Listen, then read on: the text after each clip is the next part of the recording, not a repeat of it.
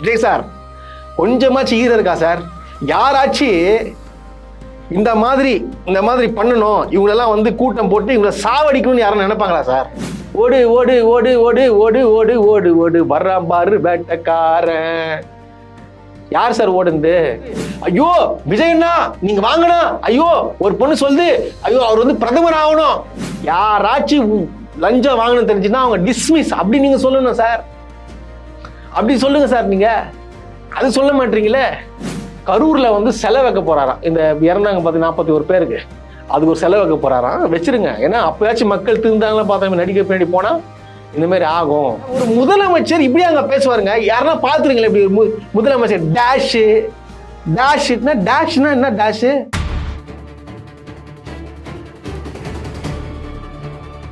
உங்கள் சத்யாவில் இப்பொழுது ஆடி அதிரடி தள்ளுபடி.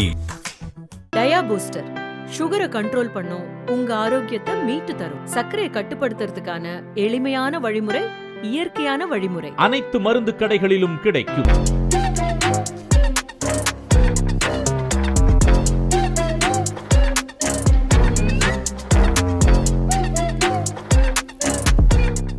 அனைவருக்கும் வணக்கம்.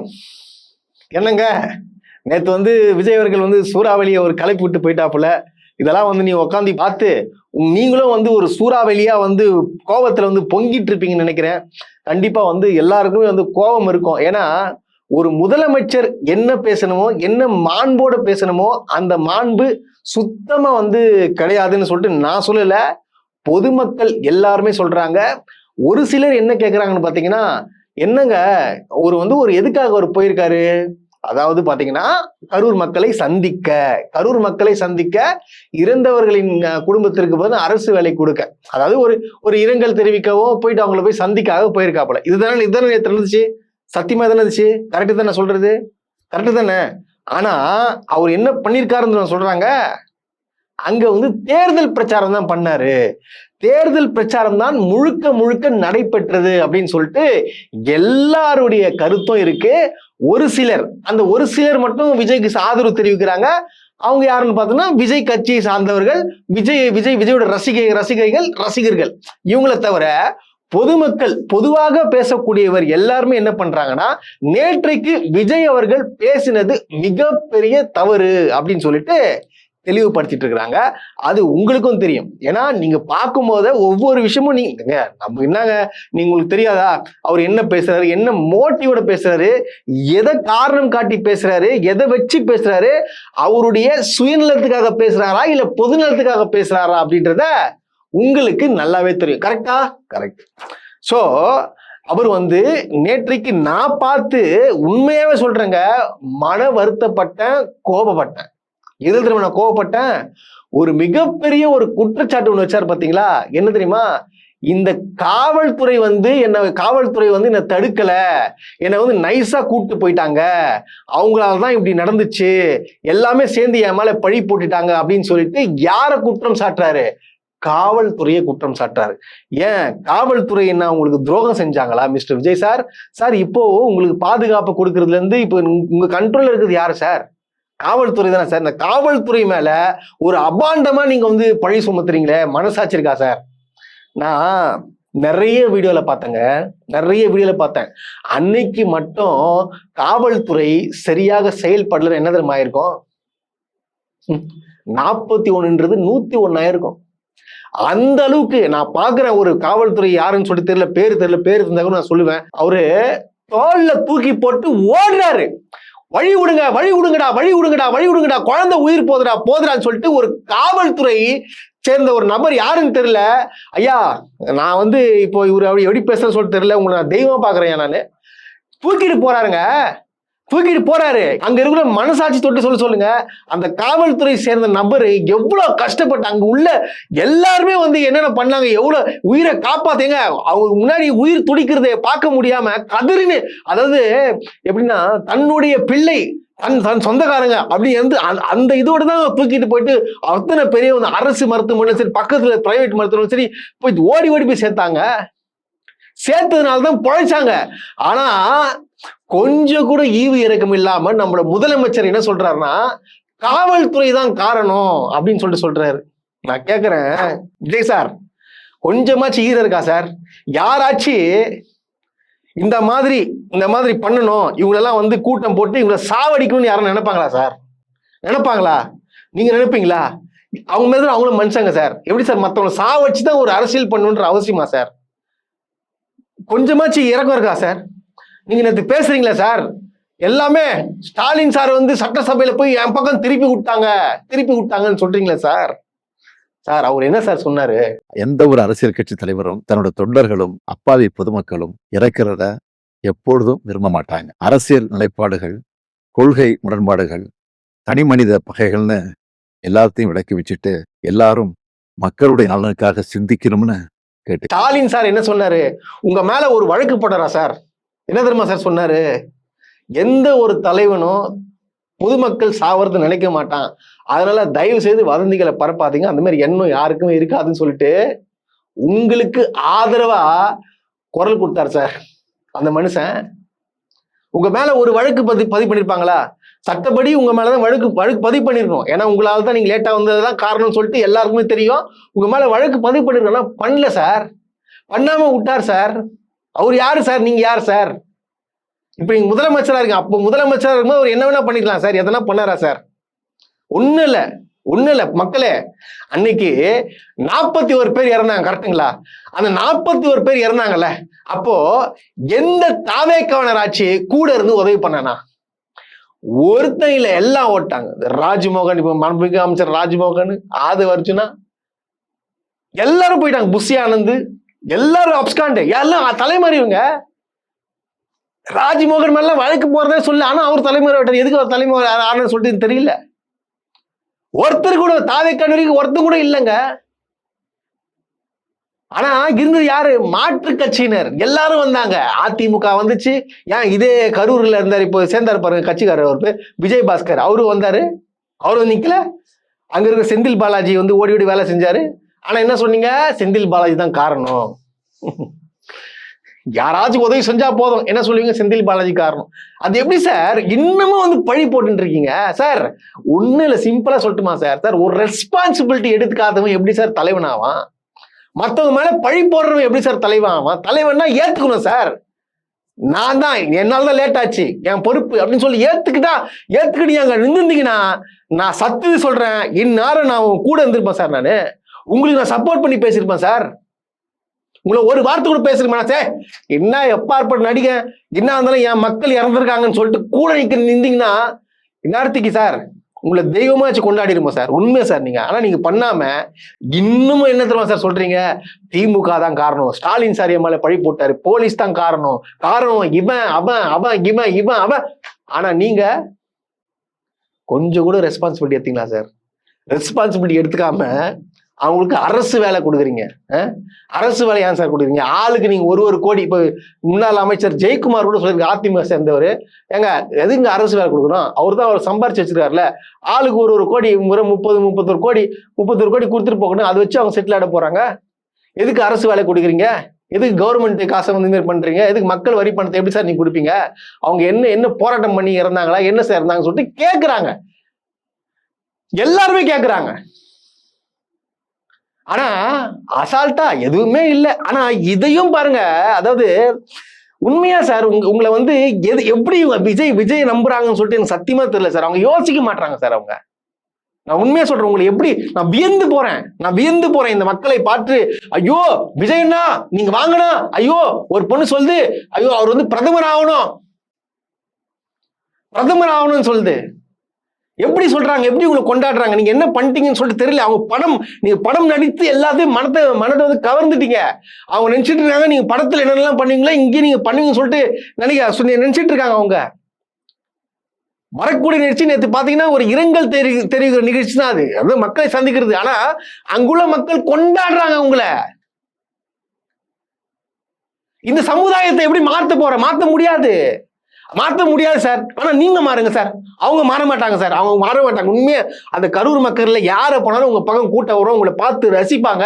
அவங்கள மாத்த முடியாது, இது உண்மை. தயவு செய்து நீங்க மாறுங்க. நீங்க மாறுங்கன்னா உண்மையா மக்களுக்காக வேலை செய்யுங்கன்றதை நான் கேட்டுக்கிறேன் நான். போய் அதாவது மக்களுக்கு என்ன செய்ய போறீங்கன்றதை சொல்லுங்க சார். நீங்க ஊழல் இல்லைன்னு சொல்லி தொடர்ந்து ஊழல் நடந்துட்டு இருக்கு சார். ஊழல் நடந்துட்டு இருக்கு சார். உங்க கட்சிக்காரன் போயிட்டு மிரட்டுறான் சார், காசை போடுறான் சார், கட்டிங் எடுக்கிறான் சார். அதுக்கப்புறம் உங்களுடைய வழக்கறிஞர் நியமனத்திலே வந்து ஏதோ கேஸ் போட்டதை சொல்ல போது அது விசாரணை இருக்குன்னு சொல்றாங்க சார். தெரியல சார். அது தொடர்ந்து நடந்துட்டு இருக்கு சார்.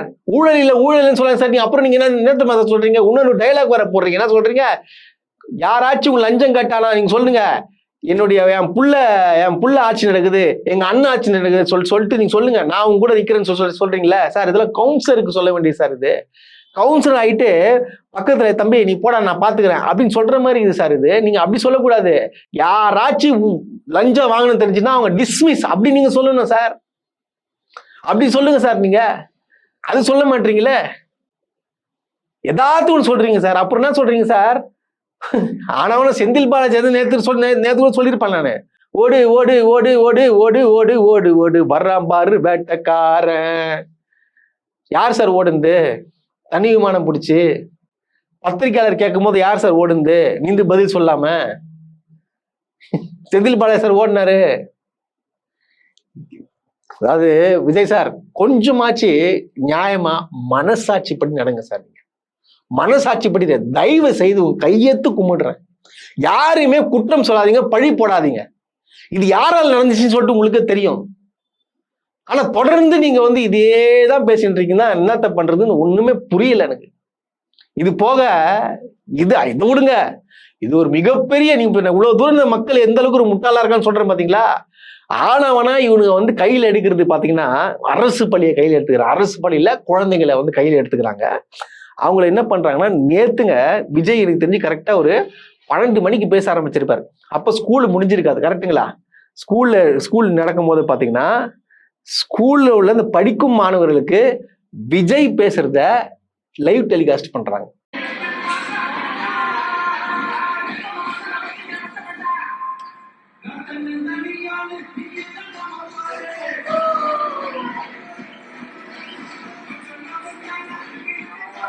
இந்த மாதிரி யாராச்சும் பண்ணுவாங்களா? யாராவது பண்ணுவாங்களா? எனக்கு ஒரே ஒரு நல்ல காரியம் நடந்திருக்குங்க. இதை வந்து தெரிஞ்சு மாண்புமிகு அமைச்சர் ராஜ்மோகன் அவர்கள் வந்து என்ன பண்ணிருக்காருன்னா, அவங்கள வந்து சஸ்பெண்ட் பண்ணிருக்காரு. அவர் வந்து ஏதோ நாடகமோ கீடகமோ அப்பெல்லாம் சஸ்பெண்ட் பண்ணிருக்கேன்னு சொல்லிட்டு தகவல் நியூஸ் வந்துட்டு இருக்கு. அது உண்மையாவே சஸ்பெண்ட் பண்ணிருக்காரு. அவருக்கு எங்களோட வாழ்த்துக்கள். உண்மையாவே அதுக்கு நான் உண்மையா பாராட்டுறேன். நல்லது செஞ்சா நாங்க நல்லது பேச செய்வோம். ஆனா ஏன் அப்படி நடக்குது? யாரு தூண்டுதலின் பேர் நடக்குது? அதை விசாரிங்க. சஸ்பெண்ட் பண்ணது போதாது, யாரு போட சொன்னா அப்படின்னு சொல்லிட்டு கேளுங்க. யார் தூண்டி விட்டா?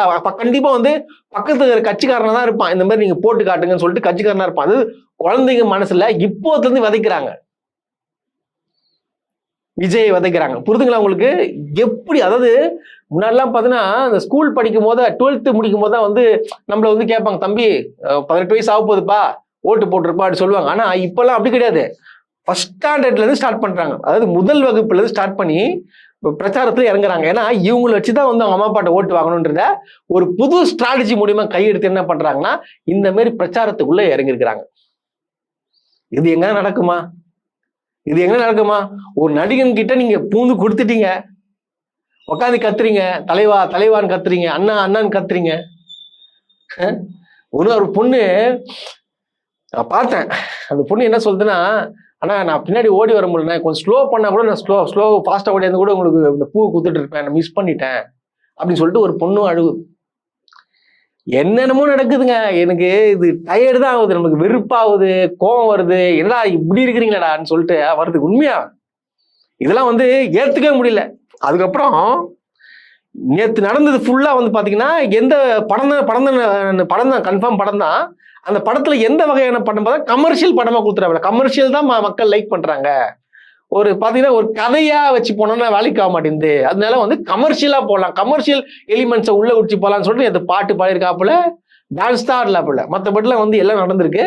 அங்க வந்து என்ன சொல்லியிருக்காருன்னா ஒன்று சொல்லியிருக்காரு. அதுக்கு பார்த்தீங்கன்னா பயங்கரமான கைத்தட்டல் சோசியல் மீடியாலாம் பாத்தீங்கன்னா பயங்கரமா போயிட்டு இருக்கு. என்னன்னா இவரு சொன்னாப்புலையா, ஒன்னும் இல்லைங்க, சும்மா சொன்னேன், பார்ட்டி ஃபண்டு தான் சொன்னேன், அது சொன்னதுக்கு எடுத்தாரு ஓட்டம் அப்படிங்களா? பா எடிட்டர் இந்த வீடியோ போட்டு காட்டுப்பா. சட்டசபையில் பேசும்போது பார்ட்டி ஃபண்டுன்னு தான் சொன்னேன். அது எந்த பார்ட்டி, என்ன ஃபண்டு, யாரு, என்ன பேரு எதுவுமே சொல்ல. பார்ட்டி ஃபண்டுன்னு சொன்னவனை எடுத்தாங்க பாருங்க ஒரு ஓட்டம். பார்ட்டி ஃபண்ட் அப்படின்னு சொல்லியிருக்கிறாரு ஒரு அமைச்சர். அந்த பார்ட்டி ஃபண்ட் எந்த பார்ட்டின்னு கூட சொல்ல தைரியம் தான் சொல்லுங்க, நாங்க அதெல்லாம் ஃபேஸ் பண்ண தயாரா இருக்கோம். எதையும் ஆதாரத்தோடு பேசுங்க. ஆதாரத்தோடு ஏதாவது பேசணும்னா குற்றச்சாட்டுகள் சொல்லும் போது ஆதாரத்தோடு சொன்னீங்கன்னா அதை நாங்க ப்ரூவ் பண்றதுக்கு தயாராக இருக்குங்க. பாத்தீங்களா யாரு ஓட்டுனா, யார் எதிர்த்து கேக்குறா பாத்தீங்களா? பார்ட்டி ஃபண்டா? தைரியம் தான், திராணி இருந்தா என்ன எந்த பார்ட்டி ஃபண்ட், எந்த கட்சியை பத்தி பேசுற சொல்லுங்கன்னு சொல்லிட்டு யார் கேக்குறா? மாண்புமிகு எதிர்கட்சி தலைவர் உதயநிதி ஸ்டாலின் கேக்குறாரு. உங்களை கேட்டாரு, எதிர்த்து கேள்வி கேட்டார்ல, எங்க ஓட்டினாரு? அதுக்கப்புறம் தேவையில்லாத வார்த்தைகளை விட்டு பஞ்சுலாக்கெல்லாம் பேசும்போது அங்க நீங்க பாத்தீங்கன்னா சவுண்ட் எல்லாம் கத்த ஆரம்பிச்சிட்டாங்க. அங்க பிரச்சனையாகும், இது சட்டசபை மாதிரி இருக்காது, இது மாதிரி மீன் மார்க்கெட் மாதிரி ஆயிடும், இது வேற மாதிரி மாறிடும் அப்படின்னு சொல்லிட்டு எதுக்கு நம்மளுக்கு பிரச்சனை, எதுக்கு தேவையில்ல வீண் விவாதம் வேணாம், ஏன்னா முதலமைச்சர் பேச தெரியாம பேசிட்டு இருக்காரு அப்படின்னு சொல்லிட்டு என்ன பண்றாங்கன்னா எதிர்கட்சி சார்ந்தவர்கள் திமுகவினர்கள் எல்லாம் சேர்ந்து வெளியே போயிடுறாங்க. இதுதான் வெளிநாடு வந்துச்சு. ஆனா இந்த வீடியோ வச்சுட்டு என்ன பண்றீங்க? பயங்கர ஃபயர் விட்டுட்டு இருக்கீங்க. Fire fire fire fire fire விட்டுட்டு இருக்கீங்க. அப்புறம் இன்னும் சொன்னாப்புல கரூர்ல செலவு வைக்க போறாராம். இந்த இறந்தாங்க 41 பேருக்கு, அதுக்கு ஒரு செலவு வைக்க போறாராம். வச்சிருங்க, ஏன்னா அப்பயாச்சும் மக்கள் திருந்தாங்களா பார்த்தா நடிக்க பின்னாடி போனா இந்த மாதிரி ஆகும் அப்படின்னு சொல்லிட்டு அவங்க யோசிக்கணும். அதுக்காக செலவு வைக்கிறீங்க, கரெக்ட். ஆனா கொஞ்சம் சந்தோஷம் என்னன்னு பாத்தீங்கன்னு வச்சுங்களேன், இந்த அரசு வேலை கொடுக்க போறாங்க அப்படின்னு சொல்லிட்டு சொல்லியிருந்தாருல, ஆனா பொதுமக்கள் மத்தியில ஒரு கோபம் உண்டாயிருக்குன்றது உண்மை. அங்கங்கே சரி, எல்லா இடத்துலயும் சரி இதை பத்தி விமர்சிக்க ஆரம்பிச்சிட்டாங்க. உண்மையாவே பரவாயில்ல, எனக்கு கொஞ்சம் திருப்தியா இருக்கு. இந்த வீடியோ நீங்க பாருங்க. இல்ல பொது இடத்துக்கு போனா அதுதான் சொல்றேன். பொது வேலைக்கு போய் சேர்த்துட்டா கூட பரவாயில்ல. சுதந்திர போராட்ட வீரரு ராணுவத்துல போய் சேர்த்தா அந்த மாதிரினா பரவாயில்ல. ஒரு போலீஸுக்காரன் அப்படின்னா கூட பரவாயில்ல. ஒரு காட்சி மீட்டிங் வரான், அங்க வரான், அவனுக்கு அரசு வேலைடான்றான். இது எந்த விதத்துலயா நாடி அங்கேயா போகுது? அதே மாதிரி கரூர்ல 41 பேர் இருந்தானுங்களா, அரசு வேலையா? அதான் சொல்றேன். தேர்வு இது கடறான், அவனுக்கு கூறான வேலை நடிகர்களை பாக்கி வந்தது வேலை கொடுத்தா இல்ல. எந்த விதத்துல சட்டம் எங்க போகுது? நீதிபதியில என்ன பண்றாங்கல்ல பாத்தீங்களா? டீ கடையில எளிய மக்கள் டீ கடையில உட்காந்து பேசுவாங்க பாத்தீங்களா, அவங்க இதை பத்தி பேச ஆரம்பிச்சிருக்காங்க. பாத்தீங்களா இந்த மாதிரி நடக்குது, இது யாரு அதிகாரம் கொடுத்தது, இவங்களுக்கு அரசு வேலை கொடுக்கணும் அப்படின்னு சொல்லிட்டு எல்லா இடத்திலும் கேள்வி மேல் கேள்வி எழுப்புறாங்க. உண்மையா சில மக்கள் பாத்தீங்கன்னா நல்லா அவங்களுக்கு புரிஞ்சிச்சு என்ன நடக்குது, எந்த மாதிரி அரசியல் நடக்குதுன்னு சொல்லிட்டு புரிஞ்சிச்சு, தெளிவா இருக்கிறாங்க. ஆனா பாதி மக்கள் ஒண்ணு சத்தியமா சொல்றாங்க, அவங்கள திருத்துறதுக்கான வாய்ப்பே கிடையாது. அவனுங்களா திருந்தினா மட்டும்தான் உண்டு. அவனுக்கு கண்ணை மூடின்னு யோசிக்கணும், என்ன விஜய் முதலமைச்சர் ஆயிட்டாரு, இது வரைக்கும் நமக்கு என்ன பண்ணிருக்காரு அப்படின்னு சொல்லிட்டு கொஞ்சம் கொஞ்சமா யோசிச்சா வரும். ஆனா யோசிக்க மாட்டாங்க. கண்ணு மூடுனா விஜய் டான்ஸு, விஜய் பாட்டு, விஜய் ஃபைட்டு, விஜய் பேசுறது அப்படின்னு வந்துச்சுன்னா இவங்க எப்படி மாறுவாங்க? மாற்றத்துக்கான வாய்ப்பே கிடையாது. இது போல இன்னொரு மாற்றம் வந்திருக்கு தெரியுமா? யாரெல்லாம் அரசு ஆஸ்பத்திரியில போறீங்க, நீங்க போனீங்கன்னா பாருங்க என்ன ஆகுதுன்னு பாத்தீங்கன்னா, என்ன நடக்குதுன்னு தெரியும். எனக்கு டக்குனு ஓடிபி எல்லாம் போட்டு பார்த்து சொல்ல எனக்கே தெரியாதுன்னு கேட்டு நானே எங்க பையன்கிட்ட செல்ல கொடுத்து பார்த்து சொல்லு பண்ணா சொல்லுவேன். எதுக்கு சொல்ல வரேன்னா, நான் ஒரு +2 படிச்சுக்கிறேன், என்னாலே அதை கரெக்டா தெரியாது. நான் ஒண்ணே ஒத்துக்கிறேன். இதெல்லாம் கிராமத்துக்கு ஜனம், ஏழப்பட்ட ஜனம், வயசானவங்க வராங்க, அவங்க கிட்ட நீ ஓடிபி சொல்ல, அப்பதான் உனக்கு கார்டு போட்டு கொடுத்து நீங்க இருக்கிற நடைமுறையை புரிஞ்சு சில விஷயங்கள் ரிலாக்ஸேஷன் பண்ணி பேஷன்ஸோட உணர்வுகளுக்கு மரியாதை கொடுத்து உடனே முதல்ல அட்டென்ட் பண்ணிடுங்க. அதுக்கப்புறம் இல்ல நாளைக்கு வரும்போது நீ ஓடிபி எடுத்துட்டு வரணும் அப்படி எப்படி சொல்லி அனுப்புங்க. அதே போல உங்க டீம் கிட்ட நீங்க பேசுங்க. இது பிராக்டிகலா சரியா வரல, இதை கண்டிப்பா இந்த சிஸ்டத்தை நம்ம மாற்றி அமைச்சாதான் நம்மளால அங்க பேஷன்ஸை பார்க்க முடியும். இது நாங்க ஒர்க் பண்றதுக்கு ப்ராப்ளமா இருக்குது. நீங்க தான் உங்க கமிட்டியில எடுத்து சொல்லி உங்க மீட்டிங்ல இதை மாற்றி அமைக்கணும். ஆதார் கார்டுல ஓடிபி கேட்கறாங்களாம். அந்த ஓடிபி சொன்னாதான் ஓபி சீட்டு கொடுப்பாங்களாம், ட்ரீட்மெண்ட் பண்ணுவாங்களாம். ஸோ இதனால மிகப்பெரிய ஒரு பிரச்சனையா இருக்கு. அப்புறம் திருவண்ணாமலை உள்ள ஆஸ்பத்திரியில் பார்த்தீங்கன்னா ஒரு அதிமுகவை சேர்ந்த எம்எல்ஏ வந்து போயிட்டு, ஏங்க நானே பண்ணது பிறகு நானே ஓடிபி எடுத்து இப்படி கொடுக்குறது எனக்கு கஷ்டம், ஏழை எளிய மக்கள் தான் அரசு ஆஸ்பத்திரிக்கு வராங்க, அவங்க வந்து எப்படிங்க வந்து ஓடிபி எடுத்து கொடுக்கணுன்றீங்க, என்னங்க மனசாட்சி இருக்காங்க, டீன் கிட்ட பேசுங்க, இதெல்லாம் வந்து சரிப்பட்டு வரான்னு சொல்லுங்கன்னு சொல்றாங்க. என்னங்க இது எனக்கு புரியல. இது எதுக்கு ஓடிபி எதுங்க கொடுக்கணும்? ஓடிபி எதுக்கு கொடுக்கணும்? பாருங்க எந்த அளவுக்கு ஒரு அலைக்கழிக்கு. இதுன்னா புது சிஸ்டமா? அது மக்களை அலைக்கழிக்கிற மாதிரி இந்த கொஞ்சம் ஓடிபி கொடுத்தாதான் ட்ரீட்மெண்ட் பார்ப்பேன்றது எப்படிங்க? பாட்டி தாத்தாலாம் எப்படிங்க பார்த்து ஓடிபி சொல்லுவாங்களா? இதெல்லாம் எங்க? இதுல என்ன இது புது புதுசா இருக்கு? இதெல்லாம் இளைஞர்களை நீங்க ஏத்துக்கிறீங்களா? டிவிகே விர்ச்சுவல் வாரியர்ஸ், நீங்களே பதில் சொல்லுங்களேன். டிவிகே சப்போர்ட் பண்ற தாய்மார்களே, தங்கைமார்களே, அண்ணன்மார்களே, தங்கைமார்களே, சொல்லுங்க, பதில் சொல்லுங்க. நீங்க படித்த இளைஞர்கள் தானுங்க, படித்த இளைஞர்கள் தான். படிச்சு நல்லா நல்லா அழகா படிச்சு இந்த அளவுக்கு முட்டாளா இருக்கிறீங்களே, நீங்க பதில் சொல்லுங்க. ஏன் இப்படி முட்டாள்தனமா நடந்துக்கிறீங்க? என்னோட கேள்வி அதுதான். ஏன் முட்டாள்தனமா நடக்கிறீங்கன்னு கேட்கிறேன் நானு. சம்பந்தமே இல்லாத பேசிக்கின்னு, இஷ்டத்துக்கு பேசிக்கின்னு பொய்யா பரப்பிட்டு இருக்காரு உங்க தலைவர். அது கொஞ்சம் யோசிக்க மாட்டேன். இவர் என்ன ஏங்க? நான் இந்த உண்மை இல்லைங்க, ஒரு முதலமைச்சர் இப்படி அங்க பேசுவாருங்க. யாருன்னா பாத்துருங்களேன் இப்படி ஒரு முதலமைச்சர் டேஷ்னா என்ன டேஷ்?